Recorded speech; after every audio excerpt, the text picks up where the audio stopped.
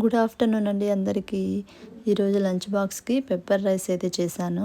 Recipe కూడా చూపిస్తాను, last వరకు చూసేయండి.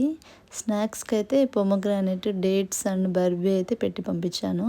ముందుగా కడాయిలో 1 tablespoon oil, 1 tablespoon ghee అయితే వేసుకోవాలి. తర్వాత కొంచెంగా ఆవాలు, జీలకర్ర వేసుకోవాలి. నెక్స్ట్ 1 టేబుల్ స్పూన్ శనగపప్పు, ఉద్దిపప్పు కూడా వేసి మంచిగా ఫ్రై చేసుకోవాలి. ఈ రైస్ చిన్నపిల్లలకు జలుబు దగ్గు ఉన్నప్పుడు పెట్టామంటే చాలా మంచిది. నెక్స్ట్ 10 to 15 కాజు వేసుకొని మంచిగా ఫ్రై చేసుకోవాలి.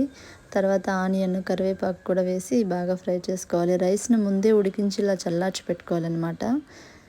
చల్లారిపోయిన తర్వాత ఈ రైస్ కూడా వేసేసి లాస్ట్లో పెప్పర్ వేసుకోవాలి. మనకు ఎంత కారం అవసరమో అంత పెప్పర్ వేసుకొని సాల్ట్ కూడా వేసి కలిపేసుకోవాలి. లాస్ట్గా కొత్తిమీర వేసి కలిపేసుకున్నామంటే పెప్పర్ రైస్ రెడీ. బ్రేక్ఫాస్ట్లో బాయిల్ ఎగ్, ప్రోటీన్ పాలు అయితే తాగేసి వెళ్ళారు. నచ్చితే సబ్స్క్రైబ్ చేసుకోండి.